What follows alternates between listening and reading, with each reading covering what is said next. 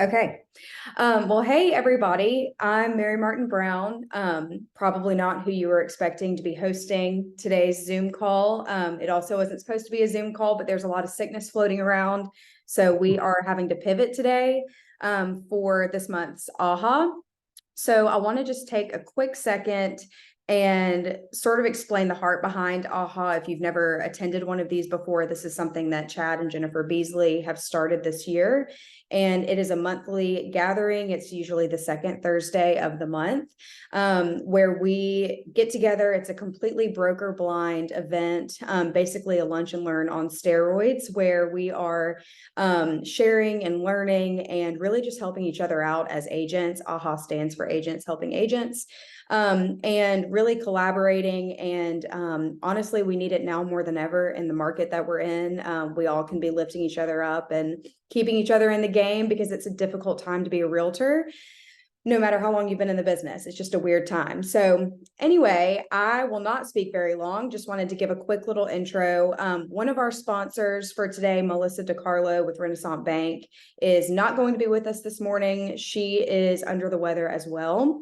So we are going to move to Brian Nelson with Double Oak Artworks. He's a fabulous listing photographer and videographer. He's done a lot for a lot of us in this group recently. So I'm going to hand it over to him and let him have a few minutes to speak, and then we can get into it. Good morning, everybody. I hope those of you that aren't feeling well fully recover before the weekend, or at least get close enough so we can enjoy it. It's a rainy day, so this is probably a good day to be under the bed covers, if you will. I won't speak long, and I will not be able to be on the Zoom the whole entire time, because I've got several clients I see on the Zoom meeting, and I've got several who are expecting me to be on site in a couple hours. So I'm going to just do a quick dog and pony show. And I'm not a Zoom user because I'm out in the field photographing your listing, so I don't have to do this very often.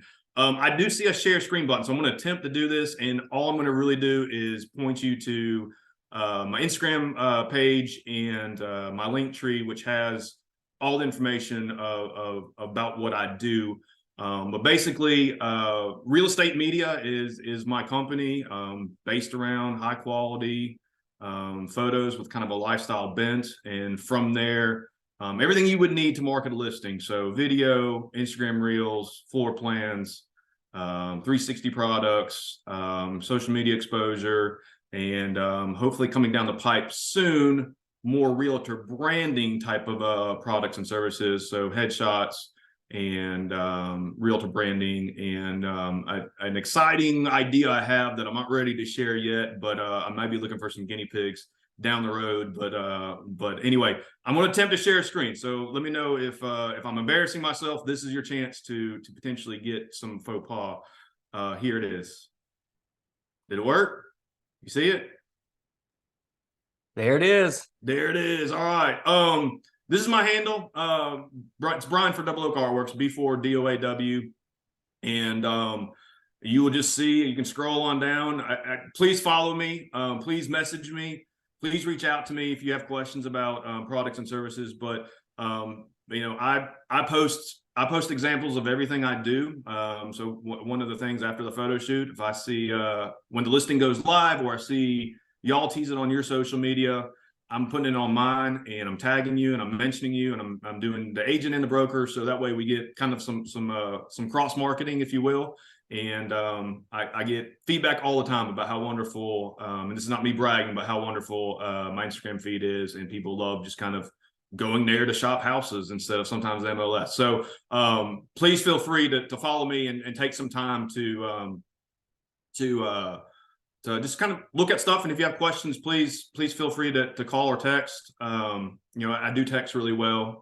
Email I'm not really good at, but I will answer emails as well. I already pulled up the link tree, but this has everything currently. So I have a back-end system, which is new to some of you that have been longtime clients. Know that I made a switch in the spring, and one of the reasons I did that is because this new backend system has a downloadable app. So if you're an Apple user or an Android user, download the app. That's the best way for you to schedule my services, see my calendar. And then the best part of it is when the media is ready, you download it straight to your phone, and it's right there where you need it to upload to your socials and show off your latest listing. So that is just the short dog and pony show. I don't mind maybe answering questions if need be right now, but otherwise I won't talk long, and would be willing to chat with any of you later on today, tomorrow, next week.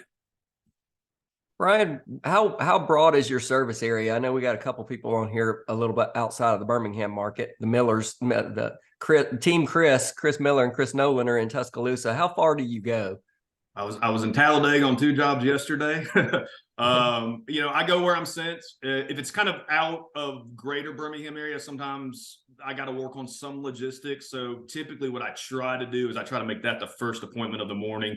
That way I can travel to wherever I need to go. Once the kids are out the door for school, I can kind of leave my office or leave my house and go to where you go. So at least one leg of the travel is taken care of outside of business services. But I've done some pretty big projects in Smith Lake and even well south of here. Montgomery. I was in Montgomery yesterday too, actually. So or 2 days ago. So I go where I'm sent. So, and I don't charge mileage. I try not to charge mileage. So that's kind of why, at least the only caveat, if we're outside of greater Birmingham area, is just let me get there the first thing in the morning so I can at least have one leg of the travel outside of kind of normal business hours. Very cool. Awesome. Anything Brian, else? anything else to add? Well, I'm gonna sign off then. I'm glad to see so many clients here that I work with on a pretty regular basis, and I see a lot of future clients as well. Or if you just want to talk, social media or marketing photos, marketing strategies. I've been doing this for well over a decade, almost 15 years. So I've been in a lot of houses. I've seen a lot of things. I've seen how real estate photography has changed since I started doing this job as well. So I'm always open to talk shop, and I hope everybody that is feeling under the weather feels better. And I'll talk to you soon. Brian. Yes. Hey, Brian, before you go, I know we Yeah. on the promotion of it, I had your business card, but go ahead before you jump off and throw your name and contact information in the chat box so that if anybody needs to get in touch with you, and your Instagram. If you'll type that in, that would be great. I will do that, and I will try to do that successfully as well. I do see that prompt. Again, not a Zoom user, but I'll do it before I sign off. Awesome. Thank you so much. All right, everyone have a good day. Thanks, Brian. I want to add on a note about Brian. He is so good with his photography, and the reason I like using him is because he makes your listings look good without like over embellishing them and over editing them. Like, you've got two different types of listing photographers. You've got the kind where it's just stale and it doesn't make anything look great, but it's accurate. And then you've got some that are way overdone and look nothing like the house when you get there in real life.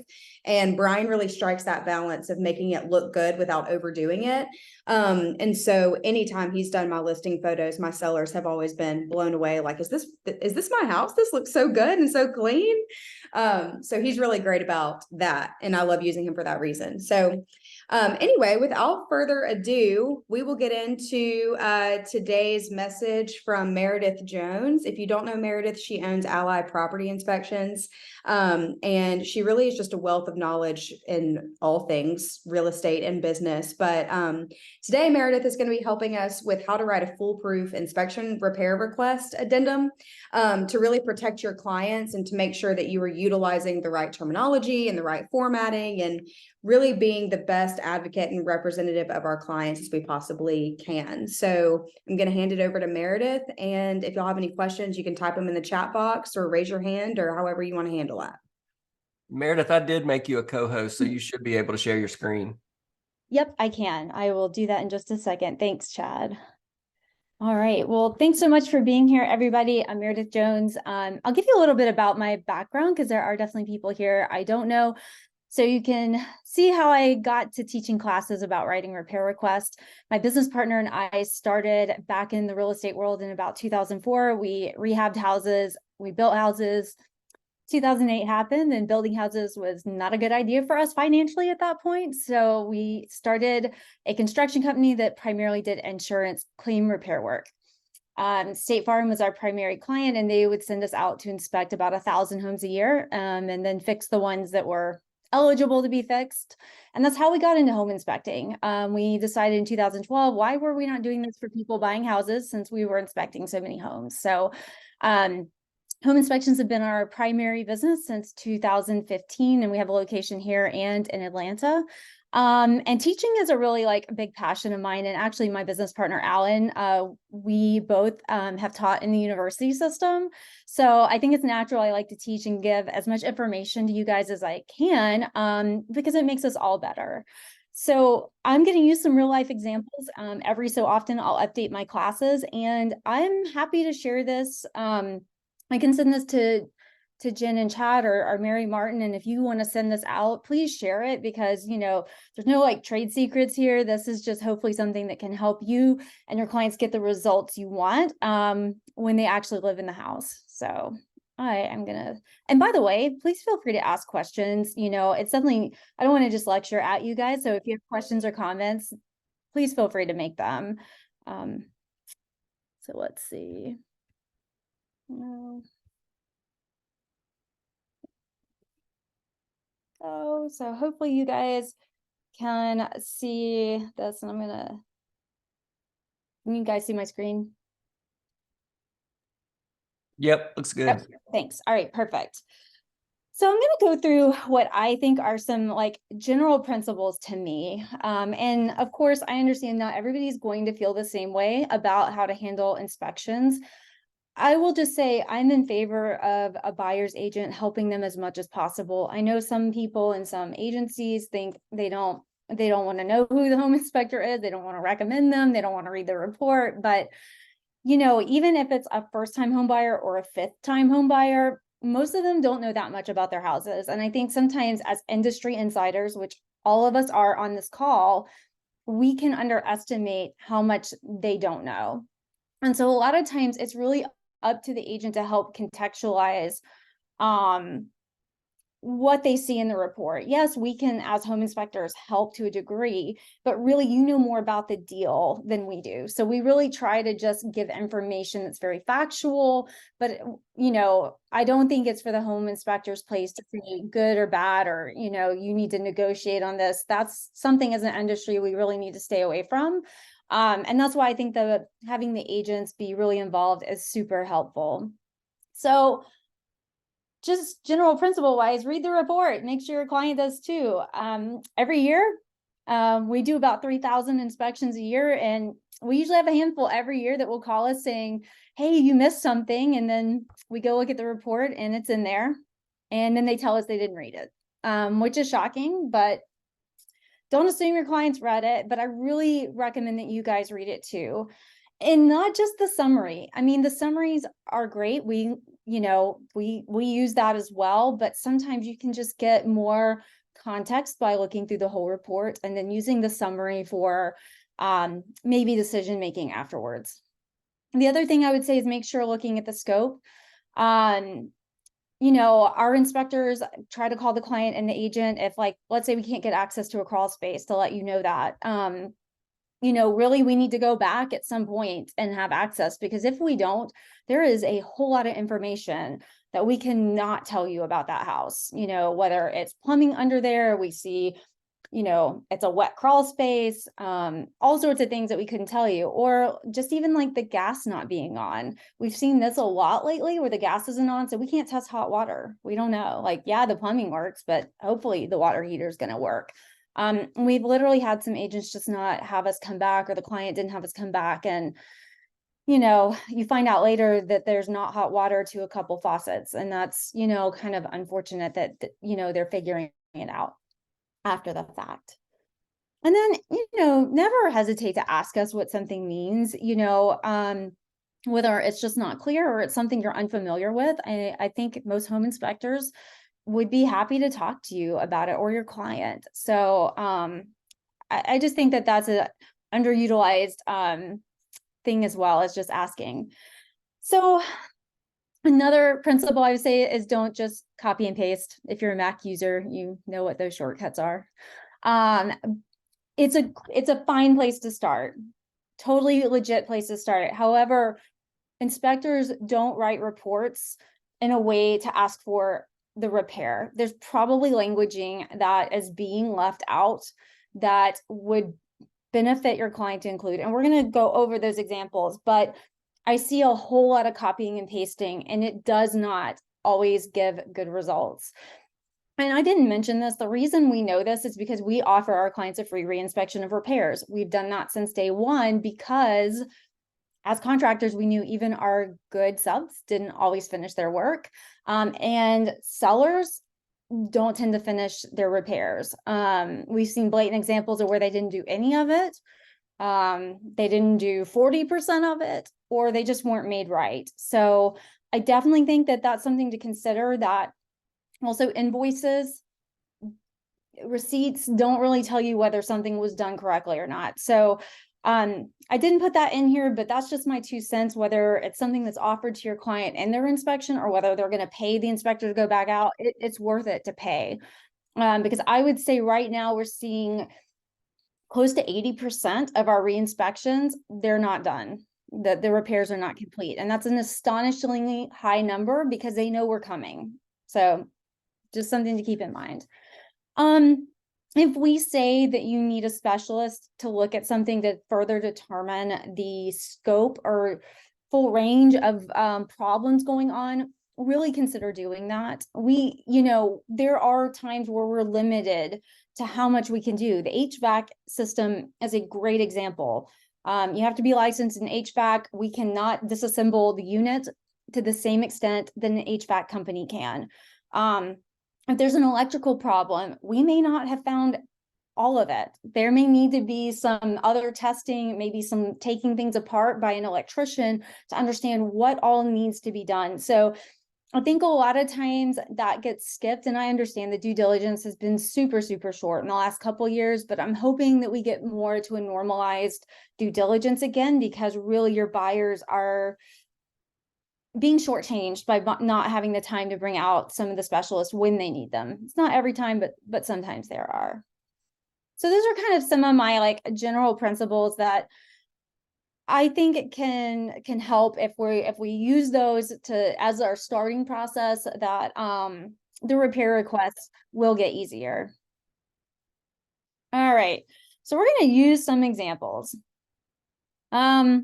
This is a real life repair request from recently. I just redid the class before I taught this one today to see what new and fun items I could find from the repair list we've been sent.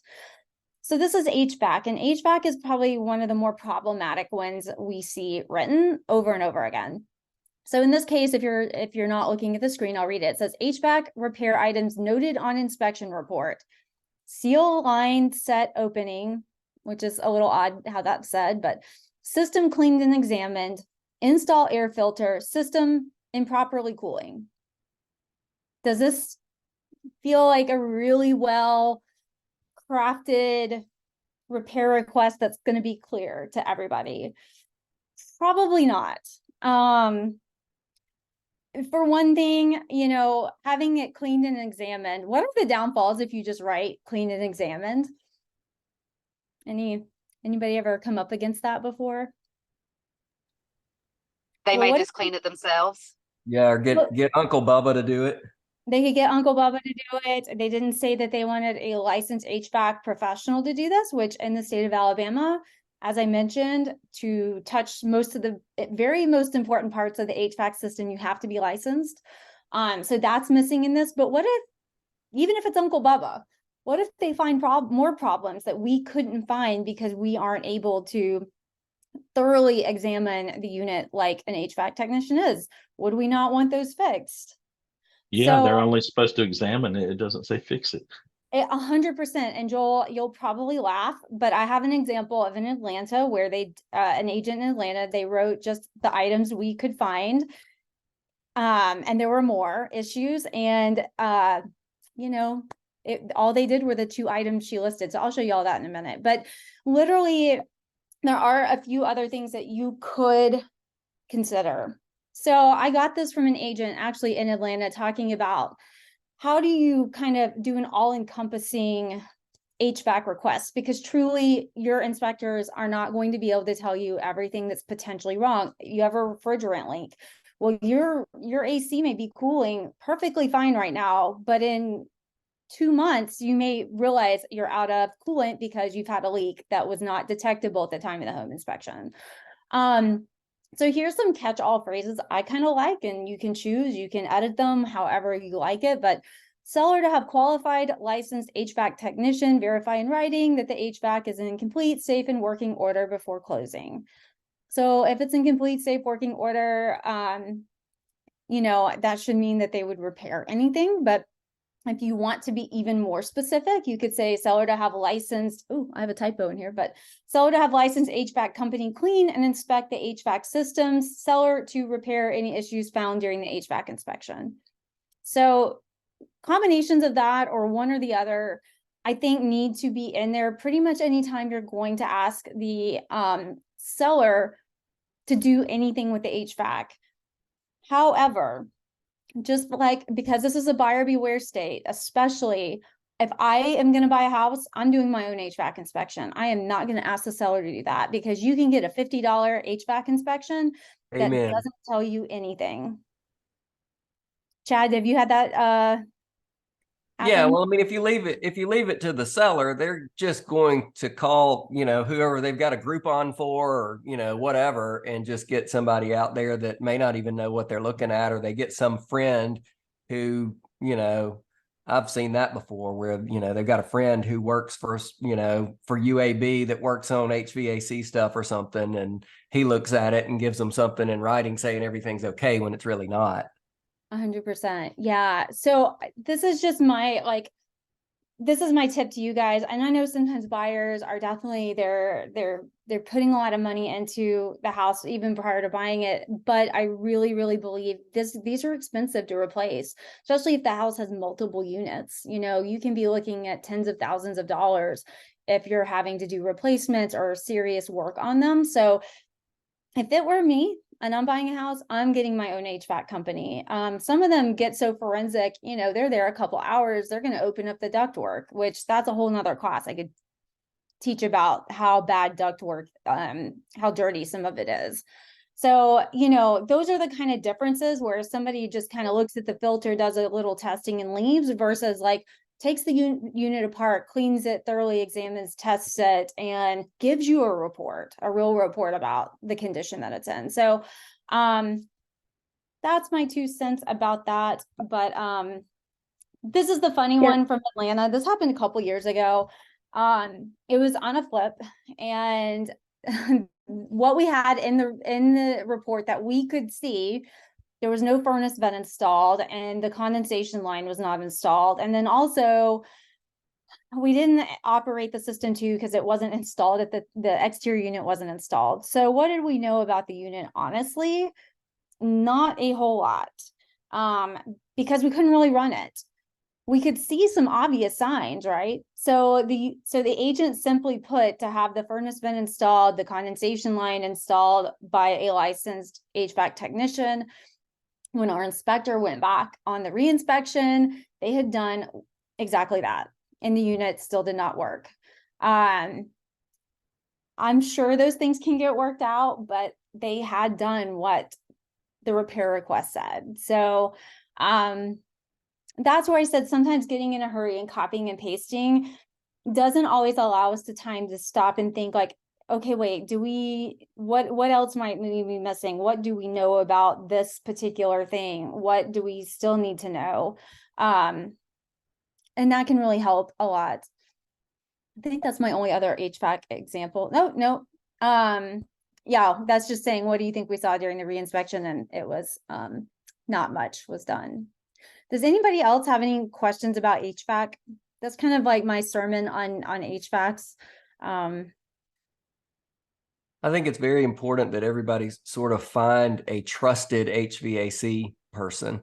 There's so many companies. That's one of those industries that's just, there's so many ripoffs running around out there that I think if you can find somebody that you trust and then, use them, then it avoids a lot of problems, in 2 ways. One, you got somebody that's that's honest, that's representing your buyer and checking things out and making sure it's like it's supposed to.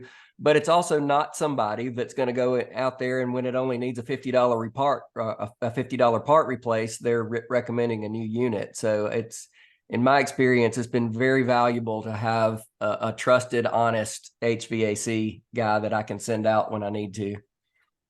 Yeah, I definitely agree with that. And the other thing is too, and the other thing we've seen and know is that sometimes a seller will know, like, let's say they know they have a refrigerant leak and they just top it up. Whoever they use to top it up is definitely not who you want to come do that HVAC inspection for your client. And if you're letting the seller choose, that's probably who's coming back. So that's the other thing just to know. Sometimes people need to top up some coolant until they have the money to replace whatever needs to be replaced. But a lot of times sellers will choose that path because it is a lot less expensive than fixing the refrigerant leak or whatever the true issue is causing it. So yeah. Oh, no. Here's another good HVAC. I forget this. Okay, this is one of my favorites from recently. So let's go just to the HVAC area. That's really all that matters on this one. HVAC unit in poor condition. This is the repair request. Condenser fans damaged and need repairing or replacing. Heat and system cleaned and examined by a licensed HVAC technician. Can you even guess what we saw on the reinspection? This was a first for us.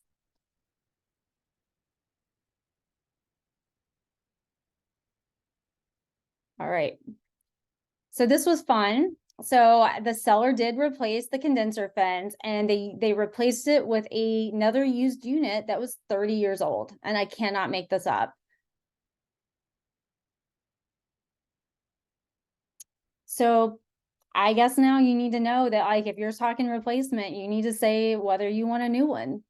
That was really a first, and the agent called and she's like, what? It's a 30-year-old unit. I'm like, yeah, we can date it by the serial number. So, I don't know what happened there.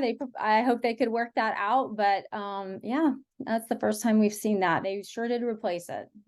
Just not with, I think, what anybody was expecting it to be replaced with.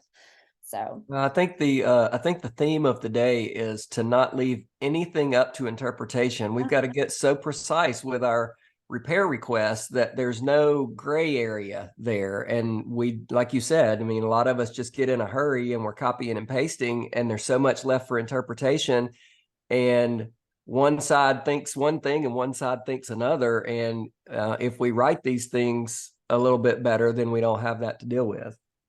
yeah, and that's exactly right, Chad. And that's like when I hear the agent saying, well, I'm just going to put down what my clients want me to. I just know that, like, I know there's a lot of liability, but we all have liability every day. But your clients aren't going to take my class ahead of time to learn how to write repair requests. So Chad, you're really right. Like, this is where they need their agents. Like, I just don't know how they would ever know these things otherwise. So it's people underestimate how much value you guys bring because they don't see things like this. All right, electrical can be another one where we see not totally well-informed asks. So one thing we'll see often on homes that, like, let's say they may have GFCIs or that don't actually function correctly, or they just don't have them. So often what we'll see is seller to install GFCI outlets. Anybody know why that doesn't work? Or most likely you're not going to get the result you're actually asking for.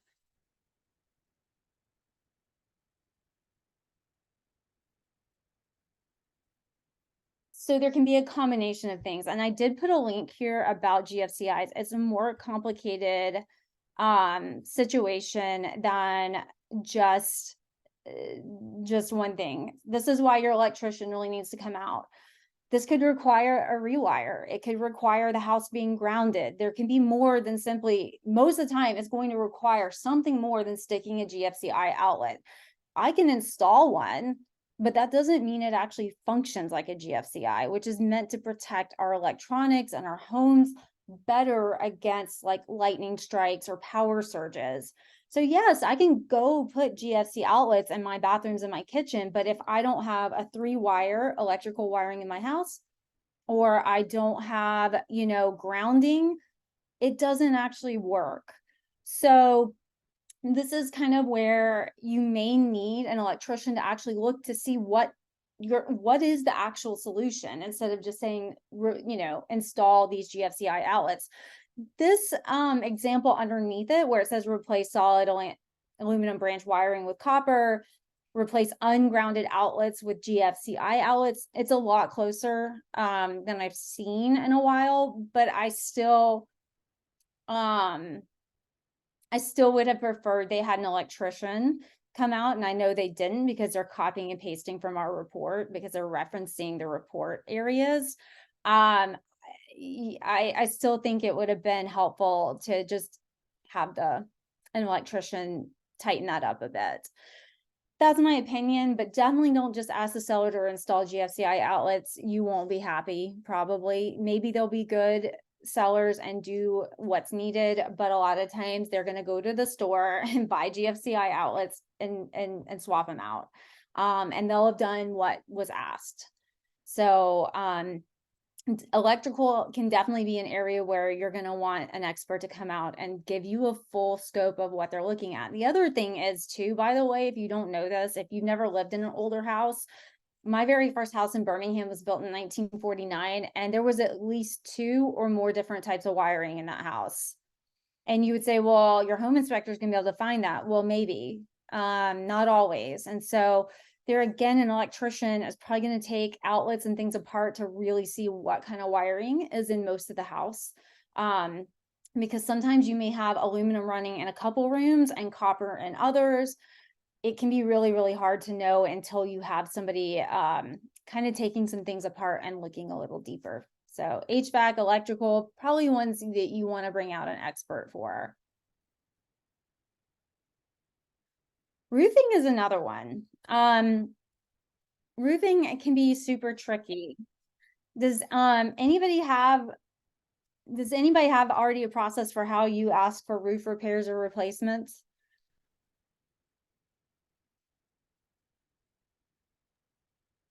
I'll typically ask something like, for it to be evaluated by a licensed roofing contractor, and, and then whatever is recommended by that person be performed prior to closing or something like that. Yeah. And that's not bad. That's not bad. I do view like roofs can be a lot like HVAC, as having your trusted roofer take a look. I'll give this as an example right here. This is why inspections on the roof are always the best method. So in this case, our inspector's lifting up. If you didn't know, asphalt shingles have a sealant sticky strip underneath to help adhere the shingle to the roof. They don't just nail down. And if the sealant strips have failed, that's a problem. That's a defect at this point. It's going to not hold the roof the roofing shingles on as well. Also, in this case, we saw it was blistering, which generally means there's not enough ventilation, and your roof is going to deteriorate faster. Does that mean it has to be replaced today? No, but you're definitely not going to get the life out of this roof that you would normally. So let's say a roofer is going to come out and they're going to see this and they're going to tell you this is not a repairable issue. So let's say your buyer wants to ask for a roof replacement. How would you ask for that?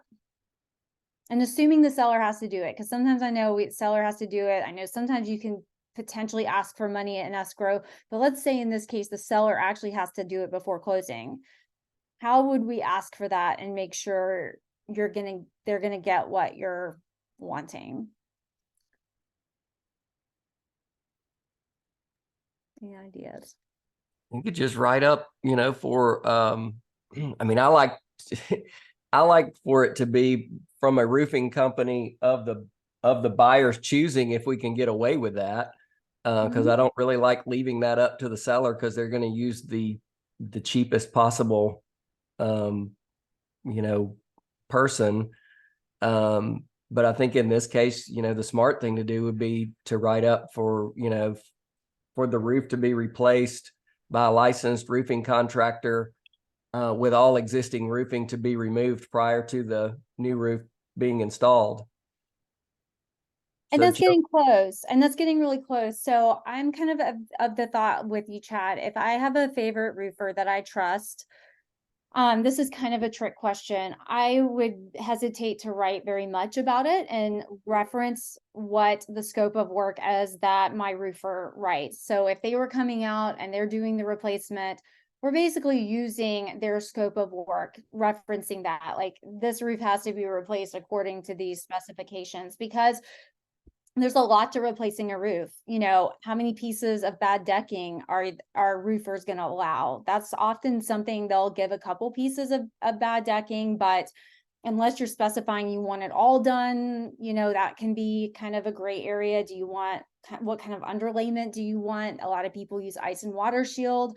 They don't want to use kind of the felt paper anymore. So those are all things, if you're not really into roofing as an agent, it would be super hard to know. So it's kind of a trick question in the sense that I would definitely have a trusted roofing company come out and look at it and have them write it up. Now, I would also have your client offer to pay them something for doing that. They, you know, it is their time. They might get the job and they could refund that back, but you know, just because they write it up and you're asking for it to be done to that roofing company specifications doesn't mean that that roofer is going to get the job, unfortunately. But they are going to probably write it correctly, and they're going to also ask for equivalent shingles, because that's also something that I would be very picky about. There were types of shingles when we did construction that we just said we'd rather use pine straw. And a lot of times here again, you know, unless you're in construction and you've really worked with it, you may not know or care about the difference, but I would care about the difference, and it may come up later to the buyer that they realize they didn't get a particularly great shingle, and are you going back with dimensional, you know, and some other things like that. So that's kind of a trick question. I would definitely ask your trusted roofer to write it, and also know when you're looking for a trusted roofer, not all roofing companies do repairs. And so it's kind of like, what's the saying? If all you have if all you have is a hammer, everything looks like a nail. Well, same thing with roofing companies. I know how many jobs we got from big roofing companies because they wouldn't do repairs or partial replacements. There's all or nothing. So if it's an all or nothing kind of company, then that's all they're going to offer your clients and tell them they need, which may or may not actually be the truth. You can do partial replacements if other slopes look good. So that is something you will want to know when you're, you know, vetting and trying out, like, hey, you know, what kind of repairs do you do? Do you do partial replacements? Because I think, again, it's not something people would know to ask unless they've been in the industry enough to see how many people will not offer those services. So I guess any questions about that part of roofing and repair requests? Alrighty. One thing I will say too is I've seen this more in Atlanta when I've been teaching this class. I don't hear it from Birmingham agents as much, but I do want to say, please do not ask the seller to file a roof claim on their insurance unless you know your roofing professional has said, yeah, there's hail damage, or they have a significant amount of shingle loss based on wind, and we can date it. Because here's what people don't realize about insurance. Our insurance on our houses is rated on the house. We think it's rated on us, and it is not. Average claim history on a house matters tremendously on how much it's going to cost you to get a policy on that. So anytime your clients are going to get insurance on a house, that insurance agent is going to pull a property claim history report, or called a clue. And if they see 10 claims on the house, even if only one of them's paid, that doesn't matter. They're going to be like, man, what's wrong with this house? Why are there so many claims been filed on it? So it can be a $0 paid claim, or it can be $100,000 paid claim, and it counts against the house just the same. So hoping insurance is going to pay for it for the seller is it's actually a disservice to your client, unless somebody that you trust says, in my opinion, or in my experience, what I'm seeing here would be eligible for a roof claim. So that may be something else to have a conversation around prior to getting to this point with somebody, is asking about them, you know, what kind of insurance work have you done? Are you familiar with that?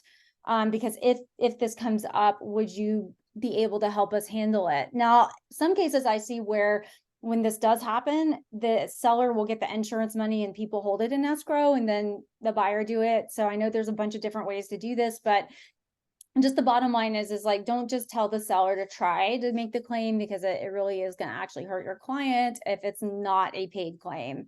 So another little industry insider tip, if you didn't know, is it's the house that's really being rated, not the people so much. All right, I'm going to go on past roofing unless there's something else that any of you want to, you know, get information on about roofing. Okay. So something else that comes up a lot are decks. I would imagine if you guys have been selling much, you probably seen a lot of decks written up on inspection reports. And the reason a lot of times is that either decks were built a long time ago and safety standards have changed, or a lot of times they were just built by somebody who probably didn't really know these things and they just built it. And so there could be a lot of stuff missing. So this can be an area where we see a lot of not well written repair requests, and that the seller will try to fix it themselves, or they'll have a buddy come over, try to fix it. And then we go to the reinspection and it's still not right. And then that starts the process over with you guys and your clients trying to figure out what do you do then, especially if it's right before closing. So this is a second story deck.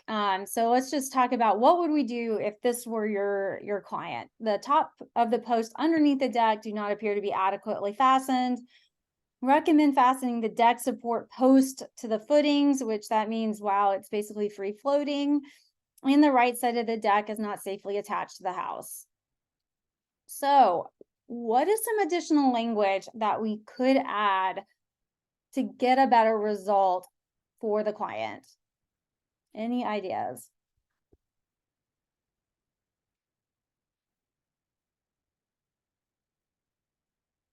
Okay, so this is where you may love this or hate this, but really this is where permitting probably needs to be addressed.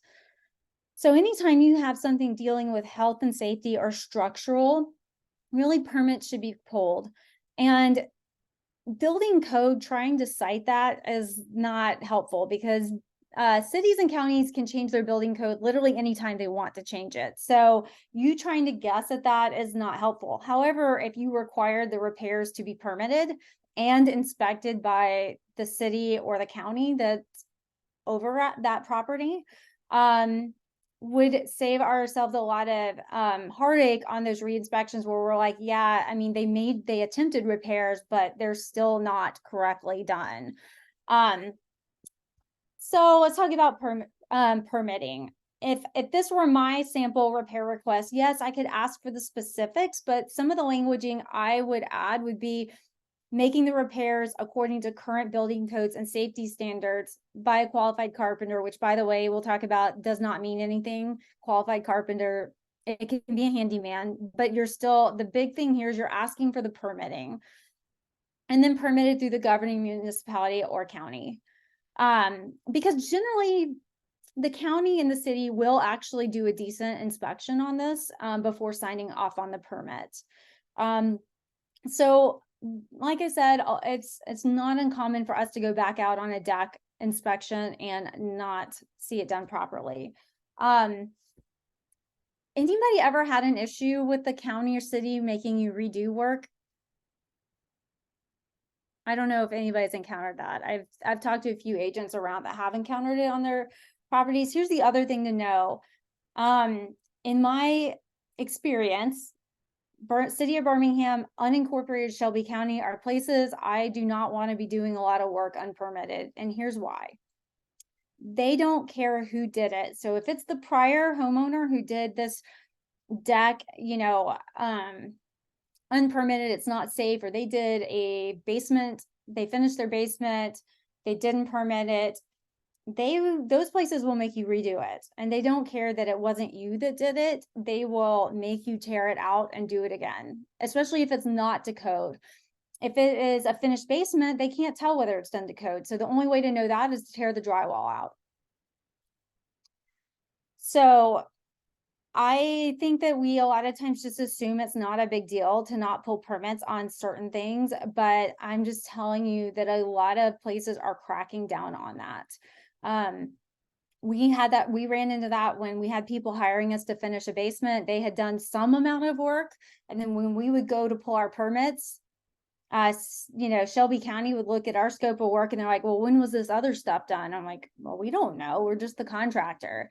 They would not allow us to pull permits until they went and did a pre-inspection. And then they made the sellers often redo some of the work, and then we could go forward. I know Clarence Graham is somebody that has told me that he's had that happen in the city of Birmingham with an investment property he purchased. Now, there are certain ways to protect yourselves against this, but I would tell you to talk to your favorite closing and title companies, because I am not an expert in this, but they have told me, South Oak and Relay have both told me this, that if your clients are worried about buying a house with a lot of unpermitted work and they really can't verify certain things, they can buy what's called an extended title policy. So instead of getting the very basic title policy that we tend to get here, I think you can pay just a couple $100 more and get what's called an extended title policy. And one of the things that those extended title policies covers is unpermitted work that has to be redone. So I probably, depending on the house history and what you can verify, that might be something to consider. So if you see this nice, awesome finished basement that, there's nothing on record, it's not being counted as square footage or anything like that, then I would probably have a very strong suspicion that somebody finished it on their own. And that might be when you would want to think about doing an extended title policy. So anyway, that's a really long way to talk about permitting. Permitting's not that hard, by the way.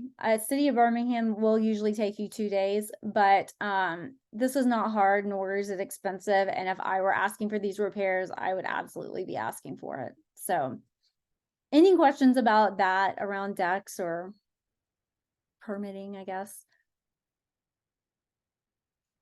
Alrighty. All right, vague repair requests. That's the other killer that we see, but sometimes it's not always super obvious. So let's read some of these. I just put some together that we've seen. The dirt on the left side of the driveway is washing away from the concrete. Repaired by qualified landscaping professional. What do you think probably the seller did? Probably went and add some dirt, but did that affect why it was washing away? No, it probably didn't. So if we don't know the cause of why something is happening, you probably don't want to just ask the seller to repair it unless you can point to a reason why it's occurring and that you also want that thing changed.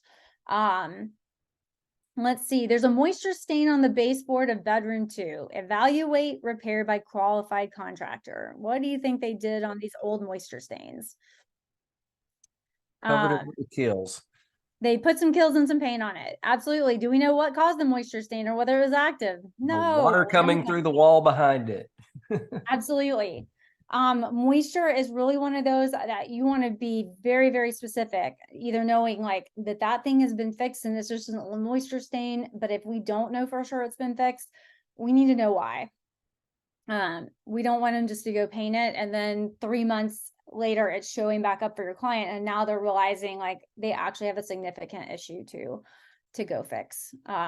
Those are usually the expensive ones. So kind of as we are starting to wrap up, who's a qualified contractor? Look, handymen can do work.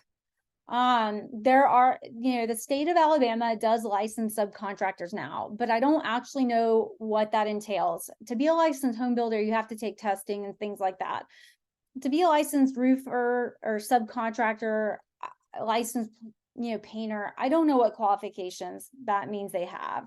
It doesn't mean you can't ask for it, but I'm not really sure what it means, as far as qualifications. And that's why I wouldn't get too hung up on exactly saying like, I want a licensed contractor or I want a licensed home builder, because honestly, as long as it's done right, the seller actually has the right to repair their own house. And I think that's sometimes where we get really caught up into that terminology, versus the other safeguards of things like permitting, especially if it's and big fixes, health and safety, things like that can really be a better help than talking about what kind of contractor you want. Now, obviously, people that always have to be licensed by the state, and this is very hard for them to get, is electricians, plumbers, and HVAC. It's not easy to get your electrician's license. You definitely have to have like a fair amount of work. And so you can always ask for those people to be licensed, and I would. But just like asking for deck repairs to be made by like a licensed home builder or something, I think that's just an argument that's not worth having. And I would rely talking about permitting and building code there. That's what I would do personally. If you're worried, you can also ask for certain things that whatever the contractor is had proof of insurance. Honestly, to me, that's way more important than them having a license, because having insurance will hopefully have some skin in the game for them if something's wrong. The other thing I would say is transferable warranties. I never see that languaging in there for anything. And I don't know if it goes somewhere else in the contract, but if you're having major repairs done, like waterproofing the house, foundation work, a new roof, even roof repairs, if it's extensive, I'm not talking about, putting some new pipe boots on, but some big things like that, I would be asking for a transferable warranty at closing. A lot of times we assume, it's a new HVAC system and the seller says it has a 5 years warranty on it. Well, if you didn't pay the subcontractor that put it in, they don't know you. They're not warranting that for you, I can guarantee. They don't know who you are. They're not going to do that. So if you want a transferable warranty, I would be making sure I ask for that specifically. And then here again, I just kind of reiterating about permitting and what should be permitted. Anything with electrical, plumbing, and I don't mean if you need to change a light fixture, that's not what I'm talking about. But if you're talking about wiring, you're talking about main electrical panels and things like that, that should definitely be a licensed electrician.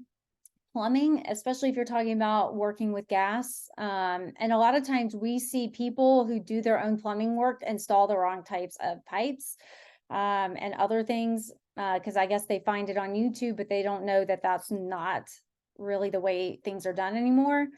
And then, HVAC, foundation, moving, replacing walls, framing decks, any of that really should be permitted. And I would not feel bad asking for it. And then I just reminding that, actually doing some extra due diligence. Have your clients call the city or the county of the house that they're buying and check and see what permits have been pulled. It can be amazing what you can find out from the permitting history, and also asking for a copy of the insurance claim history. Sellers don't always like to tell things, and I'm not an agent, so I don't know technically what they have to disclose, but I do know last year, an agent's client the agent called me after we did an inspection, just wanting my advice. They found out through Facebook on a neighborhood page that a house that they were looking at had a major fire, and nothing had been said about it. Nothing they could tell from pulling a prelim report online about permitting. There was nothing there. And I was like, well, I guess it depends on how much you guys care, because, things we've seen in the construction world are charred framing behind walls, and if you're pulling permits and getting them signed off on, city is not going to allow you to leave charred framing on a house. So, those are the kind of things you can find out that they're not obvious. You don't see a problem yet, but maybe later some of those things show up that we can't see right now. That is all I have. Those are my major areas where we can see the biggest pitfalls for repair requests. I am happy to answer any other questions that you guys have or comments. I really liked what you said, Meredith, right there at the end about the importance of doing your due diligence, with Alabama being a buyer beware state. looking up the permitting history and the insurance claim history. I mean, it's like taking a deep dive Facebook stalk of your house. it's But those are free. things that you'd much rather know before you buy it than afterwards, because I too have, had experiences where people saw like charred beams and things like that. And it's like, you have no idea, because it's really easy to Right. cover that kind of stuff up now. Sadly, it is. And it's a whole sign that anything that was done there, not the right people ever, laid eyes on it. So yeah. Any other questions or comments?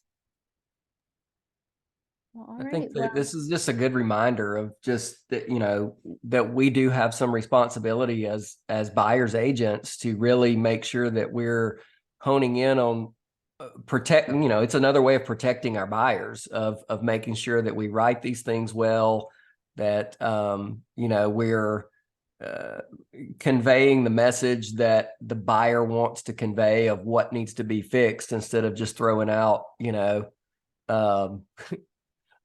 I don't know, just some random statement from that's what kills me on the listing side of it. I get so many repair requests that I'm like, I don't even know what these people are asking for. They've told me a couple of potential issues in here, but they haven't told me what they want done. There might be 5 different remedies to this problem. What do you want?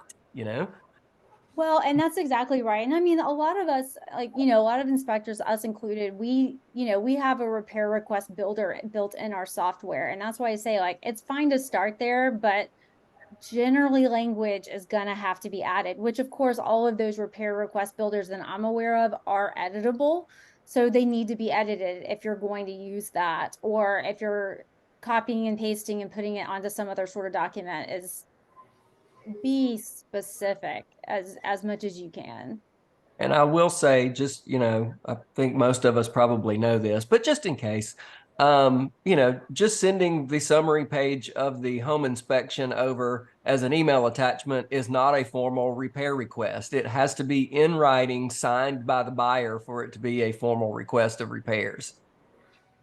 Amen. Amen. Thank you, Chad. We see so many where they send us and they've copied and pasted And put from the stars by inspection things. And and it's we're just like, a it's a statement. statement. What are you? Yeah. Yes, there's no GFCI. What would you like for me to do? There you go. Yeah, that's one of my pet peeves. Yeah. Well, listen, Well, it's just another place that we as agents need to do a little bit better job of just remembering we're professionals, and let's up the professionalism in this area as well, because there's so many running around out there that just, either don't know. And that's what's great about things like this, is it's just a good reminder for all of us. I mean, I've been doing this forever, and I've learned a couple of things today. So, just continually learning and being, open to, hey, could I do this in a little bit better way to serve my clients better? And yes, there's a balance in, finding a way to protect our clients and take care of them without, stirring the pot and causing problems too. So you have to walk that line as well. Meredith, I have a question. yeah. On the software, on your software, on the agent end, does it have like a repair request builder that actually like estimates prices, that takes our You can put in pricing. So what we've done to kind of circumvent getting in your way too much, let me say that, okay? Because we also are very respectful that, like, we want to stay out of your deal because we don't know any of the circumstances. So what we've started doing is, anytime our clients are getting a full home inspection, we send third-party repair price or estimate to the agent that they can look at to get a ballpark. So that goes to you guys. If you think looks helpful as just kind of a ballpark, then great. If you don't want to share it with your client because you think it's not right, don't use it. It's similar, it has some similarities to the software we used in construction days for insurance. They update every month the metro area labor and material costs. And then they sync our report and they use that. So is it going to be 100% correct? Of course not. Can it give you an overall average? Yes, except for foundation and like water damage issue, like water issues in a basement. Those are the two things they're not going to attempt to estimate because it's just too customized. So that's something that an agent can use that we're giving you, but we're not like we're not putting it in the report because Right. while we have construction skills, we're not active out there. I don't want to do that. That's really, I think, an area for you guys and the clients to kind of decide what the costs are. And a follow-up question would be, you may still have this building construction class, and a fellow had provided, I think he was a builder, and he had provided a great cost estimator with all kinds of different prices for carpet per square foot, painting per square foot, inside, outside. Do you still have that, or are y'all still in touch with that fellow? Because it was wonderful. I don't know who that was. I don't think I It have was it. a long time ago. It was 5 or 6 years Okay. ago. Yeah. I'll have to look him up. The It's problem really with that is hard. that it changes so often. Right. That's exactly why I'm trying to right. reach him. I mean, we're about to do a major reno on our house, and our framer that we've used for years just came out yesterday and spent an hour, and like it's going to take us a minute to know like what knocking out walls and beams are going to cost, so depending on what you're doing and the scope of it, like it's really hard to use a general estimation like that. So that's why I always say, if it's something big or complex system, bring an expert out so they can look at all of it for pricing. And I'm curious too, what are people's feelings on, for example, I've got one right now where of course, there's several things wrong with the house, and you got a home inspection. But we're planning on just asking money off for these things and not asking for them to be repaired. On a couple of the items, we have actual quotes from contractors. On the couple items, we don't have quotes yet, and we probably won't have them in time. So I was thinking about estimating those amounts, because we are asking for money off. We're not asking for it to be fixed exactly. I know it would be best to have the quotes, but what are people's feelings when you're running out of time and you can't get the quotes in?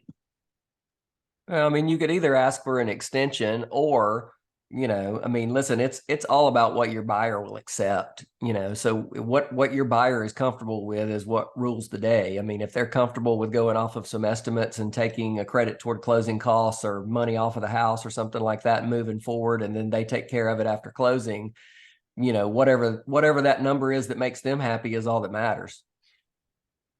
Right. Here's the other thing I'll just say, because, right now it goes in waves where we see houses with significant deferred maintenance, right?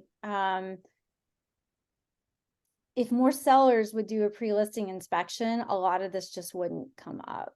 So I will leave it at that. Yeah, I think we've come into this gilded age lately where more people have done things to their homes.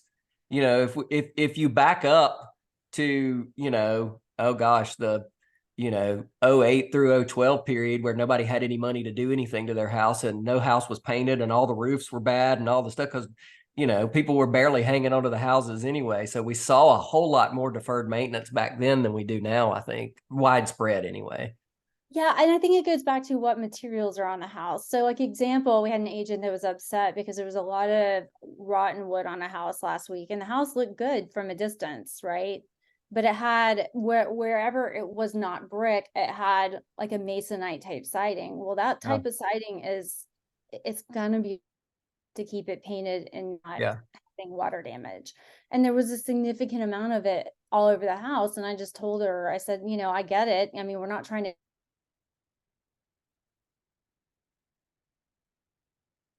Oops, did we lose Meredith?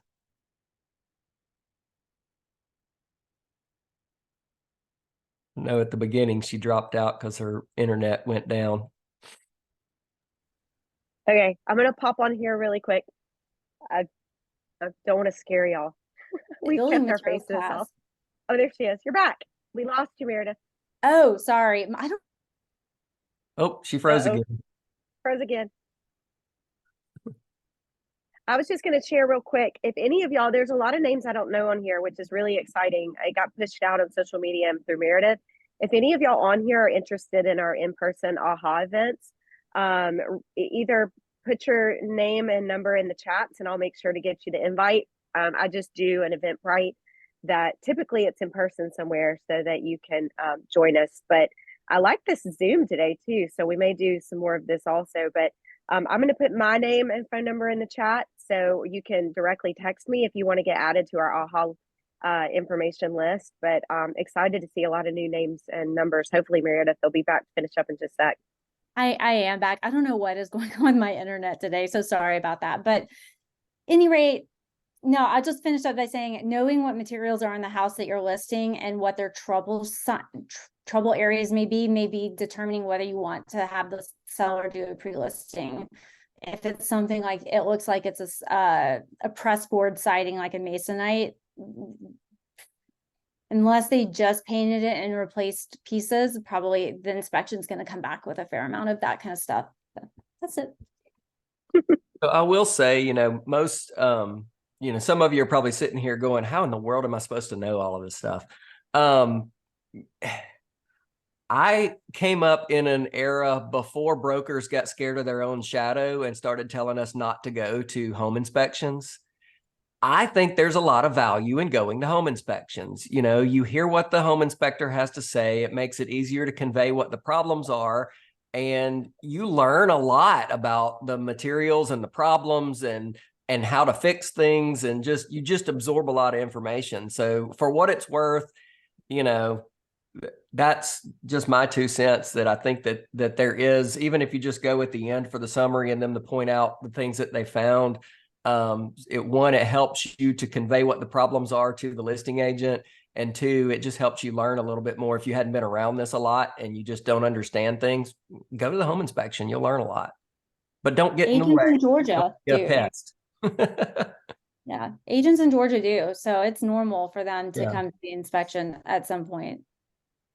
Yeah, several years ago, brokers just got way down the road on the risk management train, and I get it. They think that if you show up at the inspection, you become party to the inspection, and if there's a problem later, we get pulled into court along with everybody else.